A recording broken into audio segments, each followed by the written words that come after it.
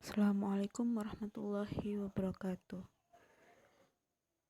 Saya akan mempresentasikan tentang segmentasi dan target pasar. Apa segmentasi pasar? Segmentasi pasar adalah usaha pemisahan pasar pada kelompok-kelompok pembeli menurut jenis-jenis produk tertentu dan yang memerlukan bauran pemasaran sendiri, dalam arti kegiatan membagi-bagi pasar yang bersifat serba macam atau heterogen dari suatu produk ke dalam satuan-satuan pasar, serta segmen pasar yang bersifat homogen. Apa tujuan segmentasi pasar?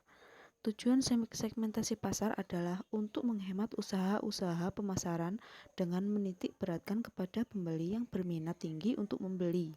Selain itu, segmentasi dilakukan untuk menghubungkan antara kebutuhan dengan tindakan. Perusahaan menetapkan cara dan menggunakan dasar-dasar yang berbeda untuk memisahkan pasar tersebut. Kemudian mengembangkan karakteristik-karakteristik yang ada pada setiap segmen pasar dan nilai daya tarik masing-masing segmen serta memberikan cara pelayanan yang berbeda-beda.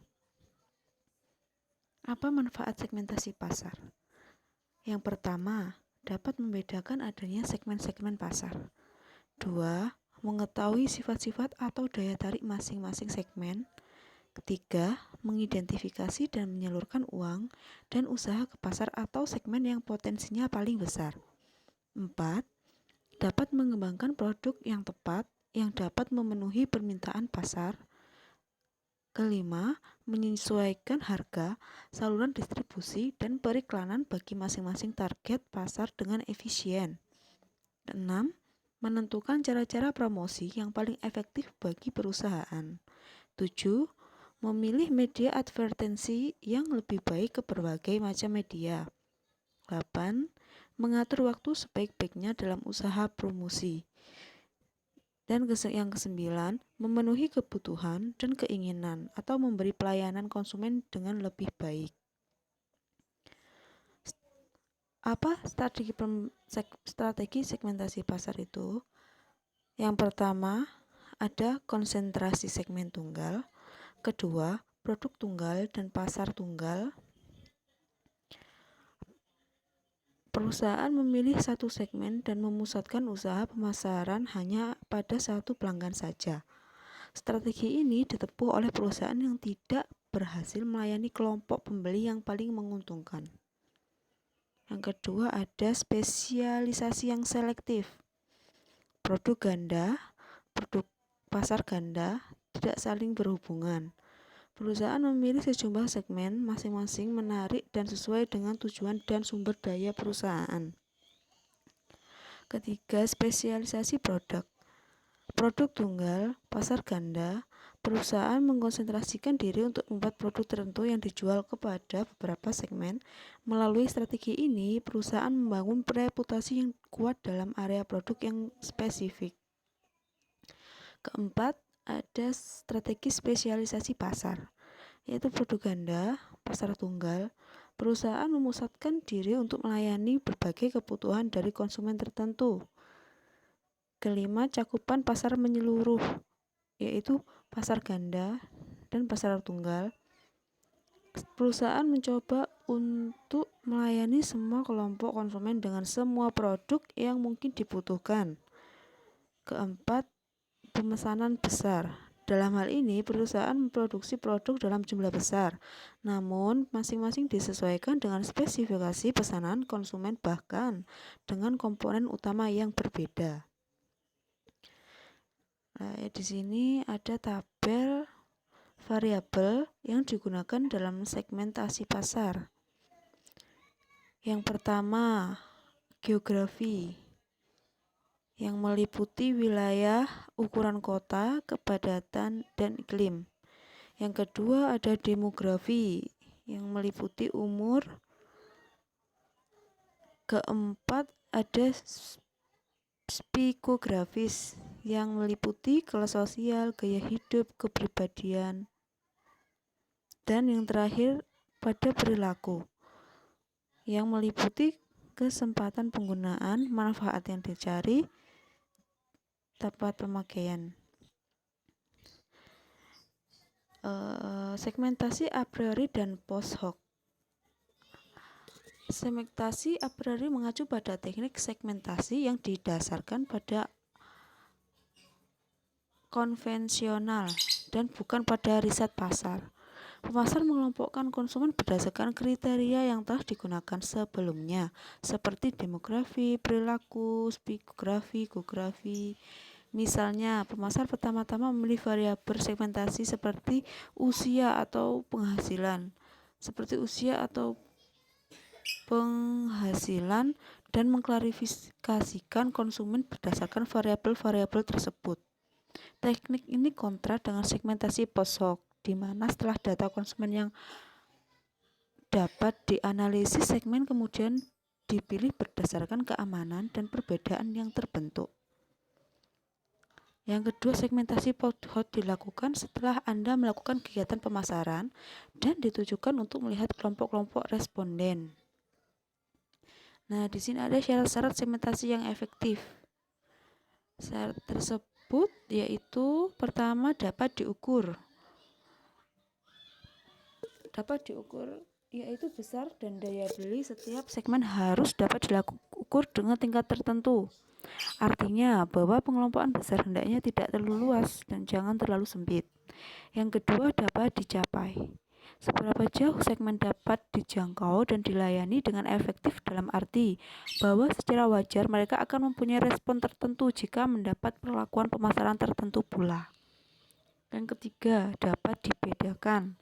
Segmentasi baru dapat dibedakan, artinya dapat dipisahkan ke dalam segmen atau kelompok-kelompok yang memiliki sifat yang berbeda, sehingga segmen-segmen itu akan mempunyai reaksi yang berbeda terhadap perlakuan dan program pemasaran yang berbeda.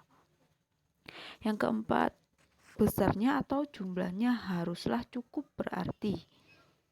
Jumlah segmen harus cukup berarti agar segmentasi menjadi cukup sehingga perusahaan terhadapnya akan cukup menguntungkan. Dan yang terakhir, dapat dilaksanakan atau harus bersifat operasional. Hal ini berarti bahwa program-program yang efektif dapat disusun untuk menarik minat segmen. Selanjutnya, pada penentuan target pasar. Ada 5 faktor yang perlu diperhatikan sebelum menetapkan segmen yang akan dituju. Pertama, pada ukuran segmen. Perkiraan besarnya atau ukuran segmen yang akan dituju merupakan faktor penting untuk memutuskan apakah segmen pasar tersebut cukup berharga untuk ditindaklanjuti. Kedua, pertumbuhan segmen. Walaupun ukuran segmen saat ini kecil, bukan tidak mungkin akan berkembang atau diharapkan dapat berkembang untuk masa mendatang. Ketiga, biaya yang harus dikeluarkan untuk mencapai segmen tersebut. Suatu segmen yang tidak cocok dengan kegiatan pemasaran perusahaan seharusnya tidak dikejar. Kesesuaian dengan tujuan dan sumber-sumber atau kemampuan perusahaan, seperti halnya kantin tidak mempunyai peralatan memasak untuk menyiapkan sarapan dan mempunyai kebijakan untuk tidak membelanjakan uang untuk membeli perlengkapan kantin, maka sebaiknya tidak mencoba untuk meraih segmen yang menyediakan sarapan. Yang kedua, posisi persaingan. Suatu segmen mungkin mempunyai ukuran dan pertumbuhan yang baik, tetapi mempunyai potensi lemah dalam hal laba. Yang berikutnya, pada penentuan produk positioning. Produk positioning merupakan gabungan antara produk differentiation dengan segmentasi pasar.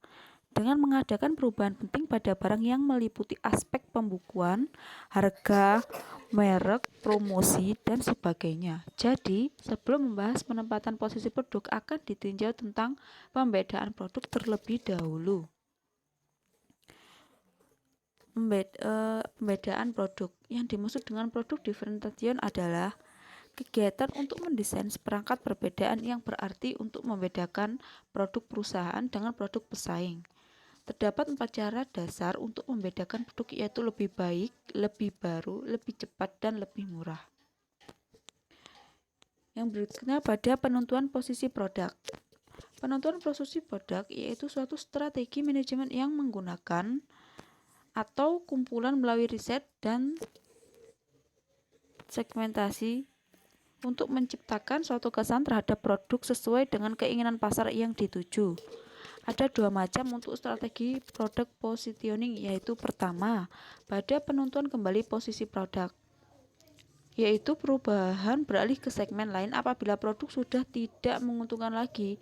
Hal-hal yang perlu diperhatikan dalam repositioning adalah biaya dan penghasilan. Yang kedua, pada perluasan merek.